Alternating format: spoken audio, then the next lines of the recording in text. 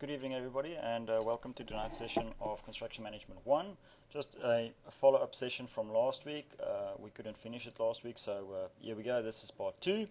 And what we're going to do tonight is just look at the next phase, so bid evaluation and analysis. All right, so I'll jump right into it. Sorry about the not having a live session tonight. I've got some electricity issues at my house tonight, and for some reason I won't have power until the weekend. We're rewiring the house, so there we go. That's the quick and nasty about it. So let's get right into the work. What you see on the board there is the procurement management model, and this is now one of the models that we created for oil and gas companies some time ago. And you can see there, this is quite an elaborate model that has a few steps that can be followed. And the reason why we had to come up with this is to give a recipe. It makes it easier for staff members to follow a recipe and a policy. And we split it into different sections. So in each of these 8 steps that we've got there, you can see there's questions that we have to answer, and this of course works very closely together with the stage gate approach. So in the procurement philosophy, that's the area where we're going to say, do we have the skills internally, or are we going to outsource it? Who can we use? Is it going to be something that we do ourselves, or are we paying somebody else to do it? Once we've answered those questions, we now can move over to the model selection, and this is where we say, are we going out to the market at each of the stage gate approaches, or are we going to, or at each of the stage gates, or are we going to just choose one contract, and the one contractor is going to do everything for us? And we'll talk a little bit about that just now, just for interest. It's not something that you're going to encounter in a domestic construction market, but the moment you guys get involved in international or maybe oil and gas procurement type of projects, that's where you're going to see those. The procurement strategy, and this is now the next phase where we say, all right, so how do we get to where we want to be, and breaking it down into smaller pieces. Last week I spoke about that elephant that we have to eat and break down. So this would be the next step: the work breakdown structures, the contract type, and the form that we're going to select.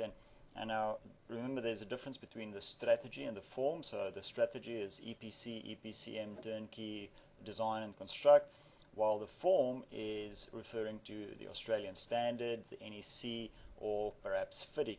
Depending on where you are in the world, those different types of forms will be different for each one of those cases. Alright, and then we move on to the procurement management plan and bidding, basically 26 steps in bidding, and we'll briefly touch onto them tonight. So let's have a quick look at the first one there. And the first one is the philosophy, and we've spoken about that one already, and this is, can we do it in-house? My advice would be, if you don't have the skills in-house, surround yourself with people that know how to do it. Pay them a bit extra for that, and that typically will give you the best outcome at the end of your project. The next one that we're going to look at is the contracting model selection. So what I want you to think about in this case is the stage gate approach. So we've got the number of stage gates that we have to go through. So it would be idea generation, concept, maybe execution, feasibility studies, and I'll give you a few examples in the next couple of slides about how to do that. So full competitive just basically is that at each of the gates we go out to the market and we rebid. Right? So we ask contractors to provide us with prices at each of the gates. That's very traditional. A lot of people in the oil and gas industry, and especially in infrastructure projects, do this.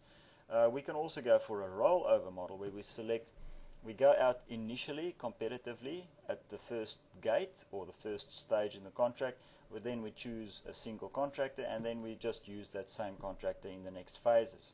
Obviously the problem with rollover is, of course, that the contractor knows that he's been selected as a rollover partner, therefore the price is not always guaranteed to be the best one, and you might have some issues with quality as well.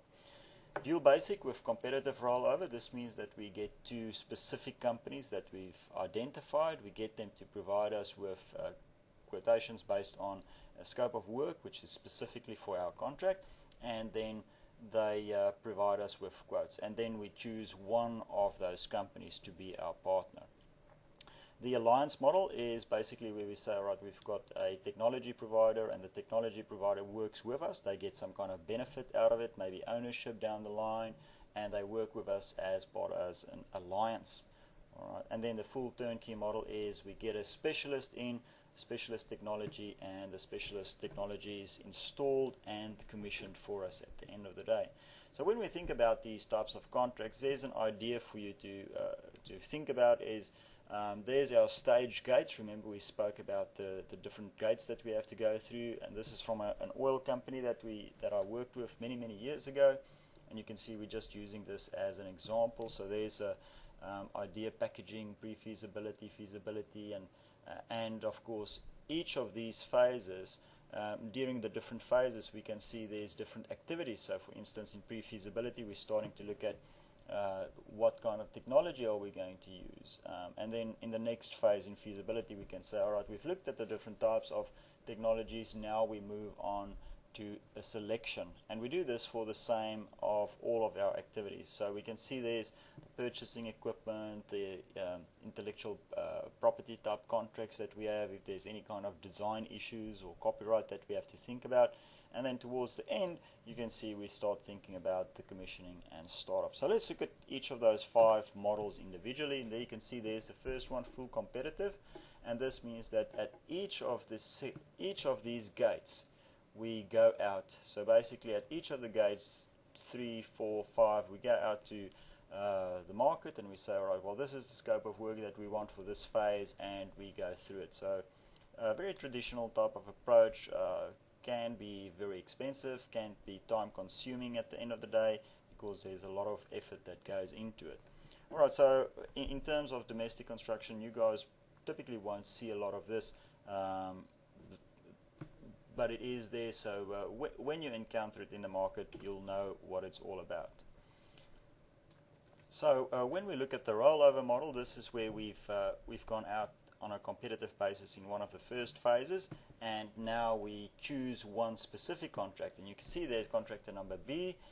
He's been supplied with the specifications and the total technology information package that we have, and we've now selected contractor B as our partner or our contractor, and contractor B then accompanies us all the way through to the end.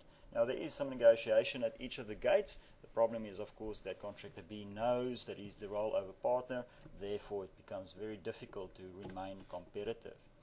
When we think about dual basic, remember what we said now. Basic is just reference to the basic development gate that we've got over there. This can be different for each company depending on what kind of stage gate they've got. Is we get 2 companies to provide us with quotes based on the same information, and those 2 companies then provide us with a price. We evaluate the price and the information that they've given us, and we select one, and that's where the competitive rollover part comes in. You can see there, company number C, they've been selected to give us that information. So let's see if I can grab a pen, and there you can see there's the 2 companies. Alright, so we've got company B and C, but we've only selected company C over there, and they have now won the prize to do the work for us. The next one is the alliance. Alright, so we've got to remember what we said. This is where we say there's some benefit for our alliance team, and they get some kind of ownership perhaps, or some other benefit which is a permanent status, not only in terms of the contract. And you can see there we choose one alliance team, and the alliance team then accompanies us through each of the phases of our contract. And this is, of course, also subject to negotiation at each of the stages, again making it more difficult because the alliance contractor knows that they've been selected. When we look at the full turnkey, alright, so we provide the turnkey contractor with our scope document and technology specifications, so we provide the full owner specifications over there, and then of course our contractor supplies us with everything that we need to do at the end of the day. Alright, so those are the 5 different models that we've got. When we start moving on to the next phase, the procurement strategy, and my suggestion is you print out the document, and as you watch this video you can follow that on as well. On the sketch you can see we break it down into smaller pieces now. So in step number 3 we say, alright, we've broken it down, how are we going to do it now? So that's why we have the work breakdown structure packages in there. So that would be maybe earthworks, superstructure, waterproofing, anything like that that we can sell out or outsource separately. The types of contracts that we're going to use, alright, so is this going to be a Australian standard? What is the off-the-shelf form that we're going to use? So remember, this is not the strategy that we're following, this is the standard contract form. We can also at this point select what type of money we're going to pay these guys. Are they going to be paid reimbursable, which means that we reimburse everything that they work or that they spend plus a small little fee? Is it lump sum? Is the scope well enough defined to do a lump sum? Or are we going to go for hourly rates or maybe a bill of quantities? It all depends on the type of information that we've got available. We can also choose the bidding strategy. Is it going to be competitive at each of the gates? Alright, so it depends on how much time we've got and how much effort we want to put into it. Who's the providers in the market? Can we go for more than one? Or is this a technology that is provided by a sole provider only? Alright, so if it's a sole source type of environment, it becomes difficult because we can only get the stuff from one specific contractor. We can also start our risk register, and the idea behind the risk register is that we assign the risk to the party best suited to handle it in the contract. So always make sure that you have an empty risk register at contract signing so that you know which risks are assigned to who and how we're going to mitigate those. So in terms of our contract complexity, what do we have to consider? The number of work packages obviously is going to make a big influence on it, because at the end of the day we have to think about, alright, so do we have lots and lots of subcontractors on site? If it's a multidisciplinary type project, obviously that's going to create a lot of work for us as well. So that line didn't go so straight, so we have to think about the interfaces that we have to do. Alright, and of course there's my favorite question, monetary value. Alright, so what's easier to do, that $50 million gas to liquid project or the $50 million golf estate? And then time, quality, cost, those normal constraints that we expect in terms of the project. When it comes to the buyer, it's all about the expertise and the quality that we have in-house. Who's working for us? Who's our partners? Where are we situated in the market? What kind of technology do we have? Do we have in-house architects or designers and cost engineers? Do we have design office in India, for instance? Those are the things that we have to think about. So in terms of what's happened in the market quite recently, as recent as yesterday, Holden now announced that they're going to close down.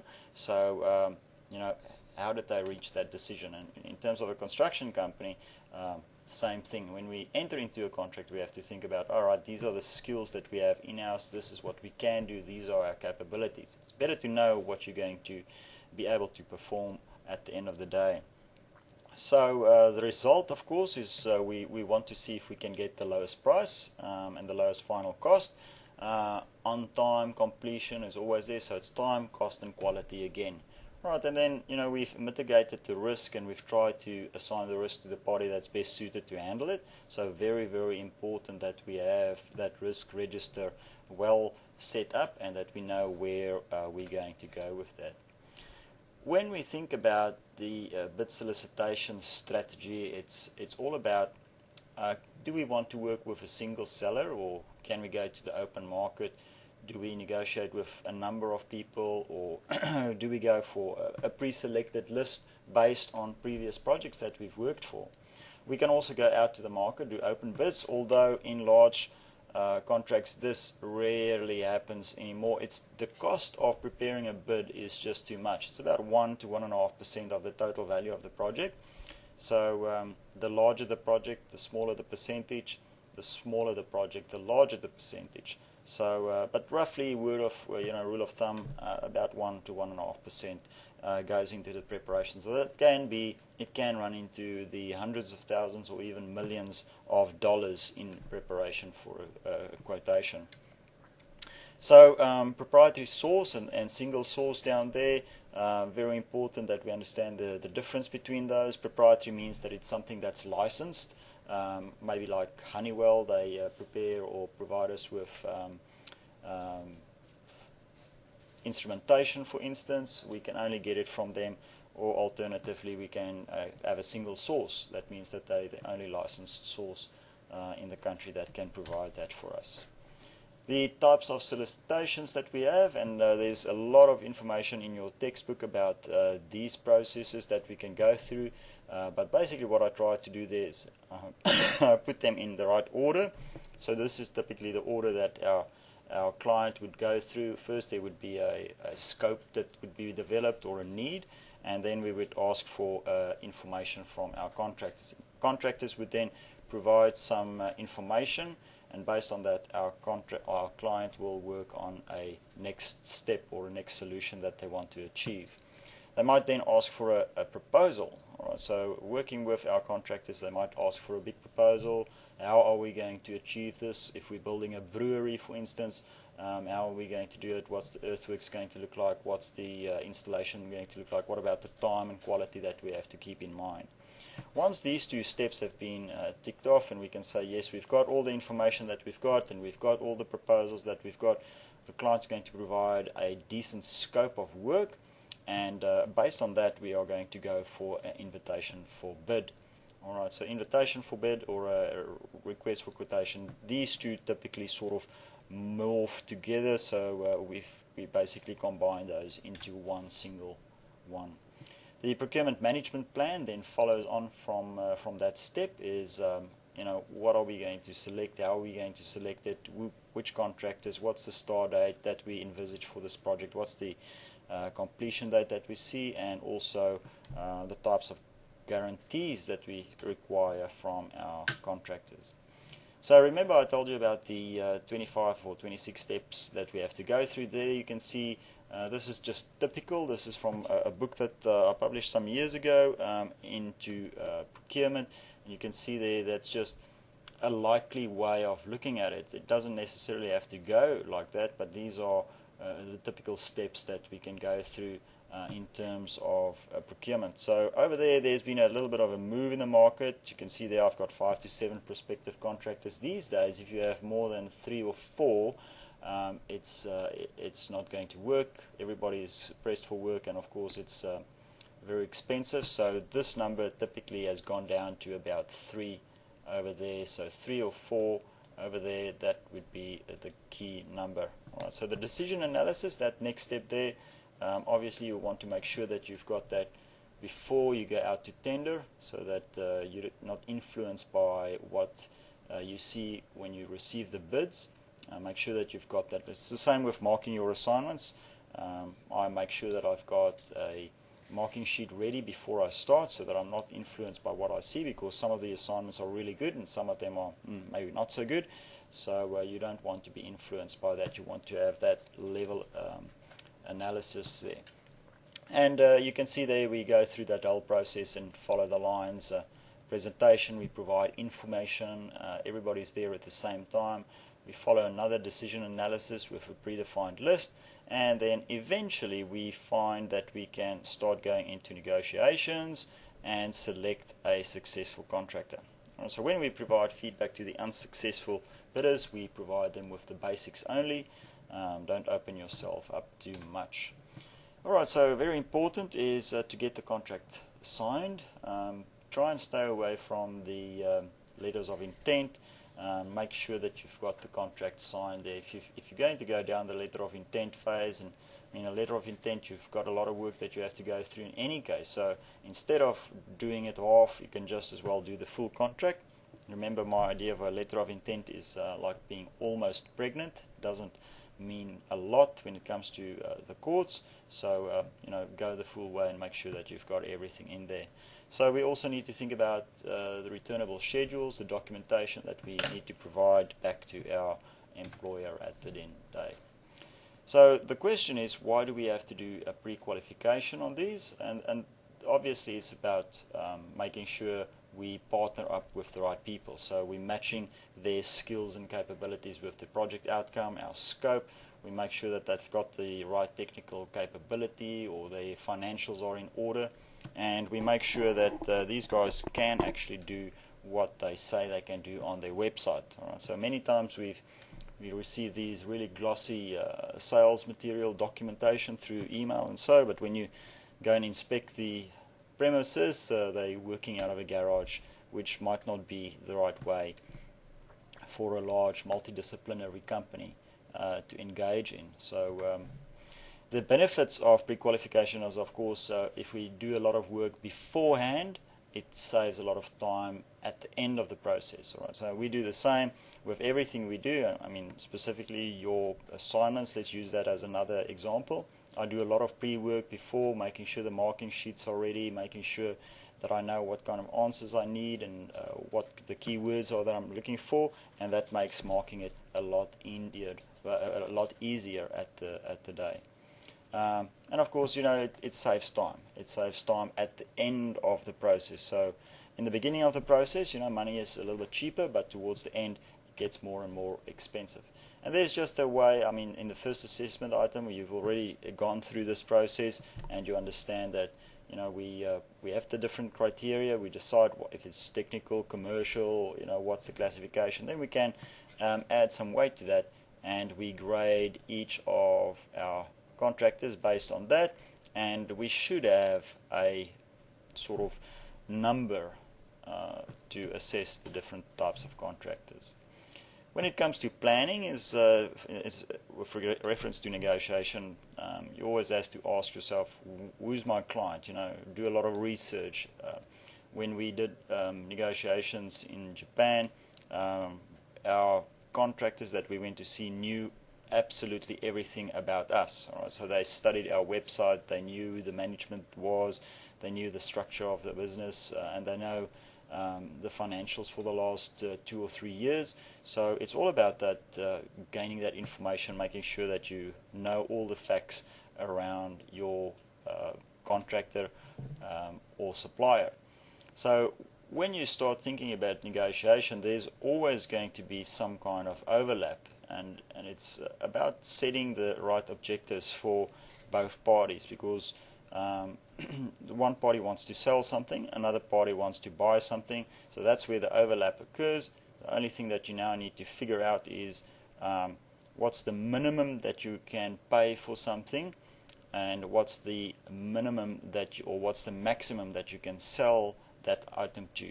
All right, so from the buyer's perspective, it's minimum, sale price, and from the seller's perspective, it's obviously the maximum sales price. So it's always going to be, you have to ask yourself, is it a win-win? In my opinion, no. There's always going to be someone that wins a little bit less in terms of the contractor, or in terms of the contract. And make sure that you take the cultural diversities into account. What's completely ethical in Nigeria, for instance, might not be ethical in Australia, so that might lend you an extra little bit of negotiation power that you can use to your benefit at that point in time.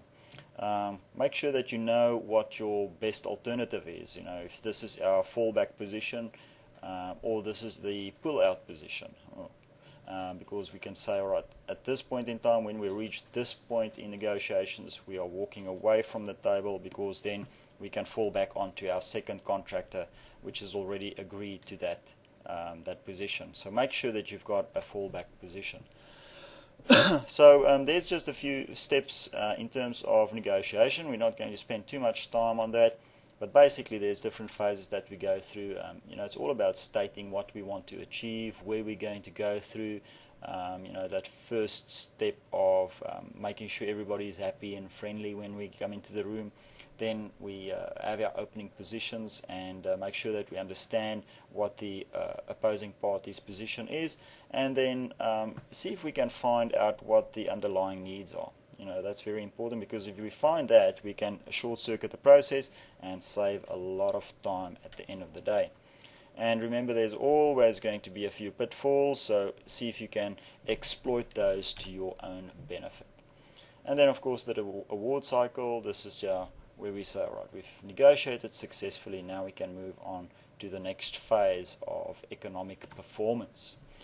All right, just a few more slides in terms of bid evaluation. Let's jump straight into it. So there's basically another 6 or so steps that we have to go through.